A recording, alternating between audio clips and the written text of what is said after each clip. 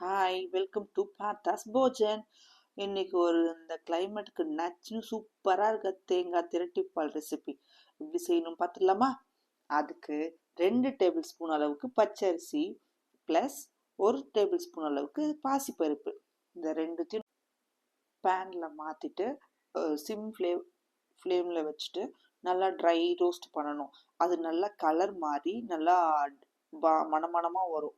அந்த ஸ்டேஜில் மிக்ஸி ஜாருக்கு மாற்றிட்டு நல்லா ஆற வச்சு அரைக்கணும். ஆற வச்சு அரைச்சிட்டு ஒரு ஃபைனாக அரைச்சிட்டு செம்மையாக வரும் ஃப்ளேவர், வாசனை அதுவே வீடு மணக்கும். ஏன்னா ஒரு ஸ்வீட்னாவே கூட சிறுபருப்பு தேங்காய் இருந்தால் சூப்பராக இருக்குங்க. ஒரு சின்ன கப்பு ஃபுல்லாக துருவின தேங்காய் ப்ளஸ் அதே சேம் கப் அளவுக்கு நாட்டு சக்கரை ஆர் வெல்லம், எனி யூஸ். அப்புறமா அதே கப்பில் 1/2 கப் தண்ணி ப்ளஸ் கொஞ்சம் ஒரு பிஞ்ச் சால்ட்டு, தென் ஏலக்காய் போட்டு சூப்பராக அரைச்சிக்கணும். நல்லா ஃபைனாக அரைச்சிட்டு தென் நான்ஸ்டிக் தவா இருந்தால் இன்னும் செம்மையாக இருக்கும். நான் ஒரு நல்லா அடிகனமான பாத்திரத்தை வச்சுட்டு 2 டேபிள் ஸ்பூன் நெய் போட்டு ஒரு கைப்பிடி அளவுக்கு நறுக்குன முந்திரி பருப்பை போட்டு நல்லா ட்ரை ரோஸ்ட் பண்ணணும். இந்த கேஷ்யூஸ் நல்லா கலர் மாறின ஆயிட்ட பிறகு அந்த அரைச்சி வச்ச பேஸ்ட்டை அப்படியே ஃபுல்லாக ஆட் பண்ணிவிட்டு ஃப்ளேம் சிம்மில் வச்சுக்கோங்க, இல்லை மீடியம் வச்சுக்கோங்க. ஆனால் கிண்டி விடணும். இந்த தண்ணியாக இருக்கா அப்போ ஸ்டார்டிங்கில் டைம் ஆக ஆக அது கெட்டியாக மாறும்.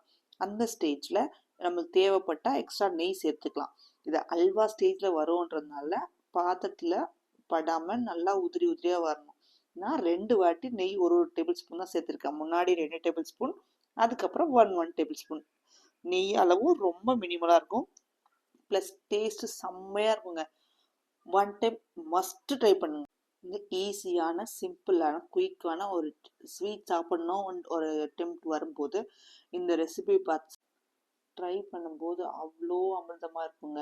பாருங்கள், அல்வா கன்சிஸ்டன்சிக்கு வந்துச்சு. பாத்திரத்தில் ஒட்டலை, நம்ம ஸ்பூன் எடுக்கும்போது இருக்குது அப்படியே உதிரி விழுந்துடும். இந்த ஸ்டேஜ் எடுத்து அப்படியே சுட சுட சாப்பிட்டோம்னா இருக்கிற கிளைமேட்டுக்கு செம்மையாக இருக்குங்க. எல்லாருக்கும் happy republic day wishes. Thank you.